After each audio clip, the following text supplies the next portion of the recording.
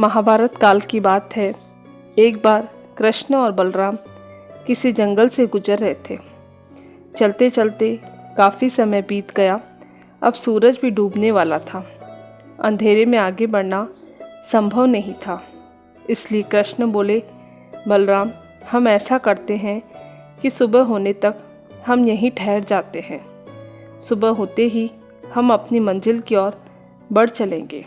बलराम बोले, इस घने जंगल में हमें खतरा हो सकता है। यहाँ सोना उचित नहीं होगा।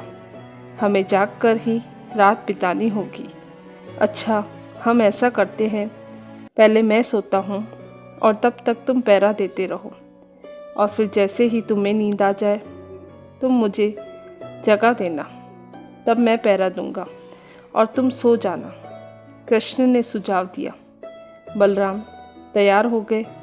कुछ ही पलों में कृष्ण गहरी नींद में चले गए और तभी बलराम को एक भयानक आकृति उनकी ओर आती हुई दिखाई दी। वो कोई राक्षस था। राक्षस उन्हें देखते ही जोर से चीखा और बलराम बुरी तरह से डर गए।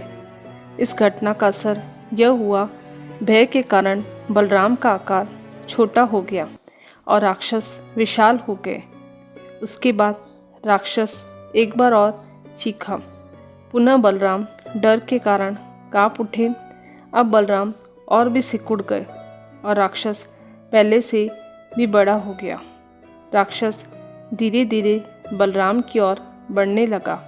बलराम पहले से भयभीत थे और उस विशाल राक्षस को अपनी ओर आता देख जोर से चीख पड़े, कृष्ण, और चीखते ही वह मूर्छित होकर गिर पड़े।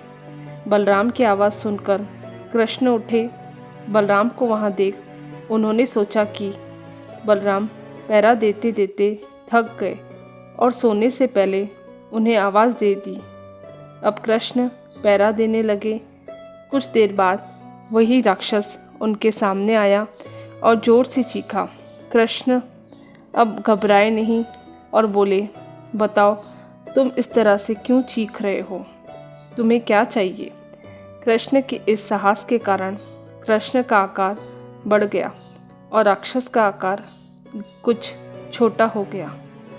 राक्षस को पहली बार ऐसा कोई मिला था जो उसे डरा नहीं। घबराहट में वह पुनः कृष्ण पर जोर से चीखा। इस बार भी कृष्ण डरे नहीं और उनका आकार और बड़ा हो गया और राक्षस पहले से छोटा हो गया। एक आखिरी प्रयास में राक्षस पूरी ताकत से चीखा, पर कृष्ण मुस्कुरा उठे और फिर से बोले, बताओ, तुम्हें क्या चाहिए? फिर क्या था? राक्षस सिकुड़कर बिल्कुल छोटा हो गया और कृष्ण ने उसे हथेली में लेकर धोती में बांध लिया और कमर में रख लिया। कुछ ही देर में सुबह हो गई। कृष्ण ने बलराम को उठाया और आगे बढ़ने के लिए कहा। वे धीरे धीरे आगे बढ़ने लगे। तभी बलराम उत्तेजित होते हुए बोला, पता है कल रात में क्या हुआ?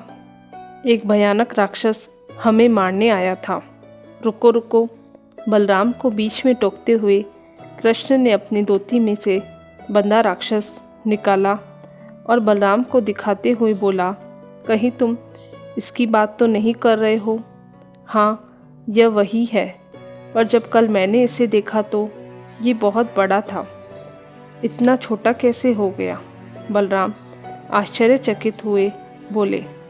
कृष्ण बोले, जब जीवन में तुम किसी भी ऐसी चीज़ से बचने की कोशिश करते हो जिसका तुम्हें सामना करना चाहिए, तो वो चीज़ तुमसे बड़ी हो जाती है और तुम पर नियंत्रण करने लगती है। लेकिन जब तुम उस चीज़ का सामना करते हो जिसका सामना तुम्हें करना चाहिए, तो तुम उससे बड़े हो जाते हो और उस पर नियंत्रण करने लगते हो। दरअसल अगर हम हमारे जीवन में आने वाली चुनौतियों को टालते हैं तो ये बड़ी हो जाती है और आखिर में ये हमें कंट्रोल करने लगती है। इसलिए हमें इनका साहसपूर्वक सामना करना चाहिए ताकि हम उन पर काबू पा सकें। इस प्रकार चुनौतियों का डट के सामना करने से ये छोटी हो जाएंगी, जिससे हम आसानी से उस पर नियंत्रण कर सकते हैं और सफल हो सकते हैं।